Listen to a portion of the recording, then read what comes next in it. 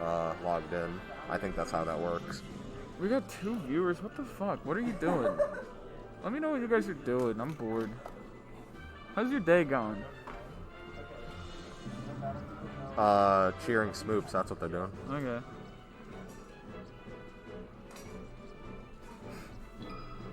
Yo, have you gotten into the craze that is Squid Game?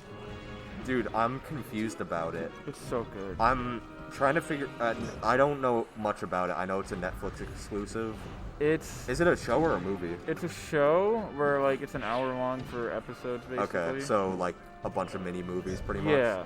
Yeah. It's very much. It's basically my best way to describe it is like Asian Hunger Games, where it's like it's a bunch of people who are in crazy amounts of debt. They go to this.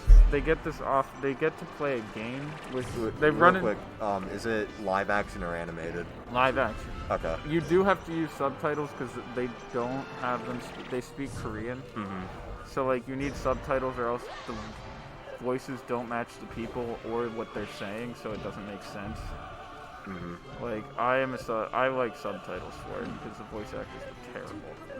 But basically, these people.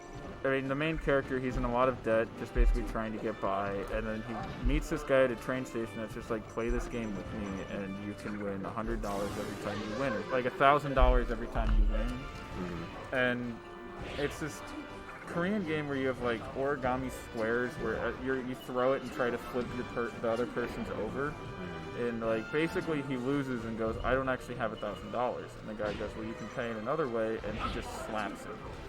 So then he keeps playing till the guy starts winning money, and he leaves with like a couple $1,000. And then he gets handed this card, like, if you want to play more games, like, give us a call. Yeah.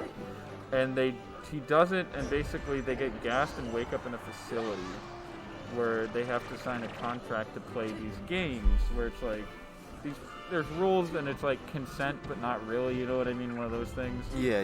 Where they can leave but then they don't get anything.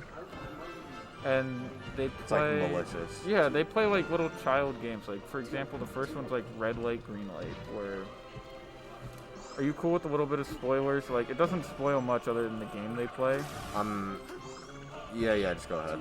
And they're playing red light, green light, and it's this like robotic girl that basically yells red light, green light, and turns her head around. But if you're moving during when they say red light, they get shot.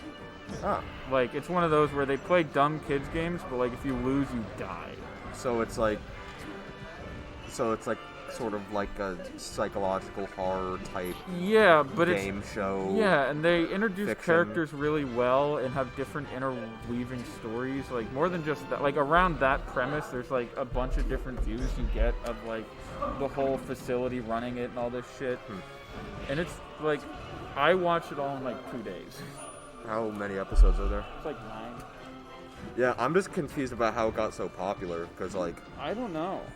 We watched it in my fucking philosophy class. My professor was, like, trying to... Because we were talking about, like, whether or not they're, like, free will... Like, they had the free will to do that. Because it's like, yeah, but there are millions of dollars. Loser picks, there's no bans in best of... Yeah, best of 5, no bans. But you can't go back to a stage you already won on. Usually, yeah. The stupidest. But they also got they get like $5 billion, something like really large amount of money if they win.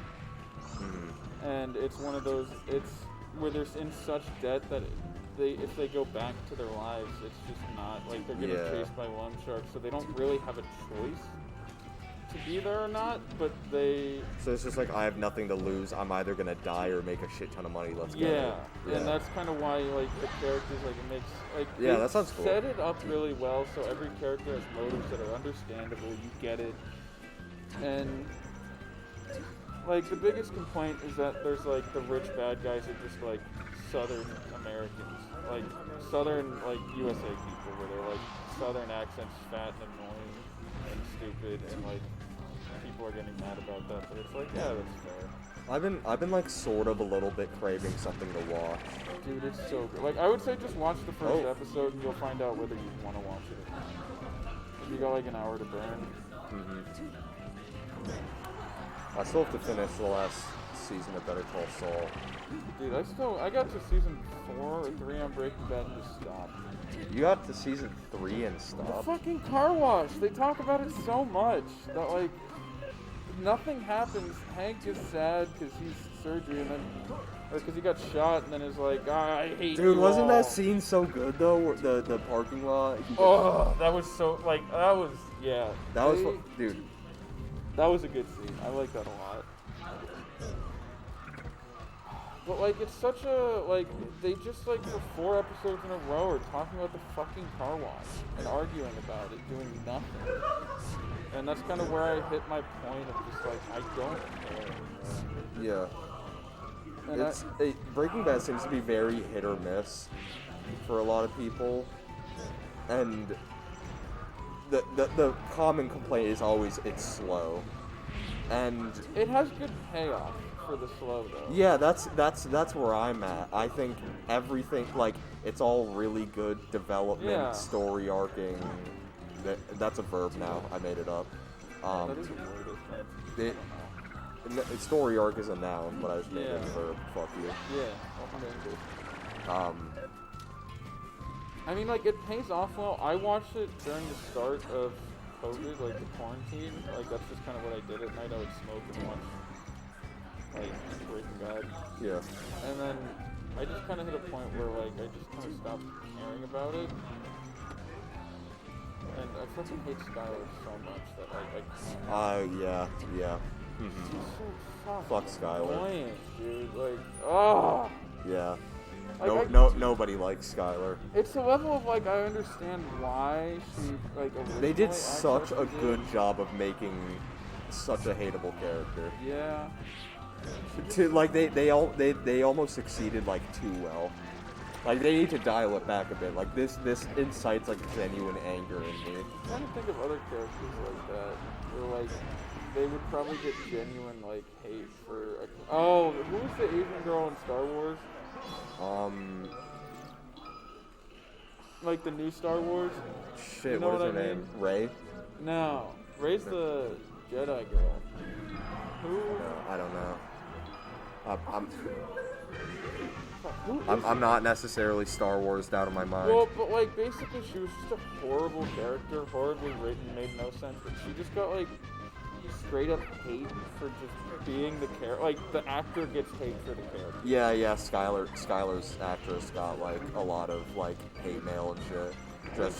Just for playing her role well. Yeah, you a Game of Throneser? I watched, like, 2 episodes. Okay. And then, it's not that it was bad or boring or anything, I just wasn't in the right, like, TV watching mindset. Yeah. I'm gonna come back to it at some point. Well, like, you know Joffrey, like, the spoiled kid. Yeah. Like, he gets worse as the show goes on, and, like, half the reason that he quit acting, the actor, was because of just people straight up just, like, hating for... Like, I feel like that's a compliment, but also, like, getting hate mail, like, anytime you go anywhere and having people, like, genuinely hate you for a character you played. Yeah. It's fucking stupid. But, yeah. I don't know. I don't get the human race, man.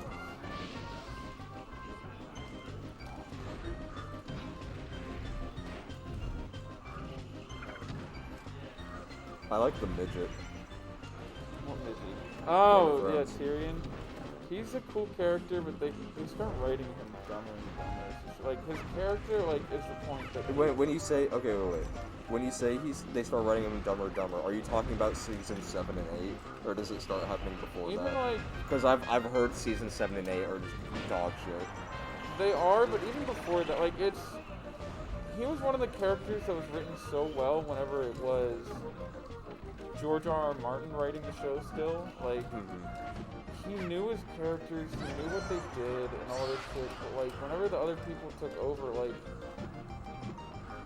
he started becoming, like, a character that's like, I'm gonna care about the good now, and, like, the good in people, whereas, like, season 1 and 2, he knows people are bad and evil, Yeah, and, you like, all can't this, do like, that. The fuck? he knows how, like, it's a change in tone of his character, and, like, there are things that happen to him that make sense where he starts believing in that more, but like, it's the level of he becomes more of like a protagonist than anything. Like in the, oh, I have to believe in the good in people, but like, you can write a neutral character with that. You know? Oh, what a recovery! Did you see that shit? Yeah. That was nutty. I'm surprised. Smoops got the, or was that Bluprint? Yeah, that's Bluprint playing Puff. Smoops Did is not bad. know Bluprint has a Puff. I feel like everyone has a puff. True. I Yeah. don't. I do. You were a puff. I wore a Puff. I were a puff. Sounded like a true puff. I mean, I played Puff originally because I thought Rust was the coolest thing in the world. I played Puff originally because I thought back air was the coolest thing in the world. Don't ask why. I just like the animation. Yeah. There's just something about it. It's like, whoa. Yeah. And it was also just the novelty of like this pink puff ball that I used to think as a joke character is beating up fucking Fox McCloud. Yeah. You take a lot of hate on HBox because you used to be just like him. No, I hate him more as a person than a player. Yeah. I don't really mind watching HBox play. Like, I'd rather not, but the sets can be entertaining sometimes. I would like to watch an HBox set without a play again. Yeah, he's just, yeah. He's He's just very HBox, man. theatrical person. He has weird, very strange values in life. Even when I played Puff, I don't know if I'd necessarily say I was an HBox fan. I just watched him a lot to learn. I was an HBox fan. It's crazy how I've changed regarding that, because like, I like Rust. Oh, what? Alright, Zaitis. Woo! The 8-man Saps hitting almost 3 hours.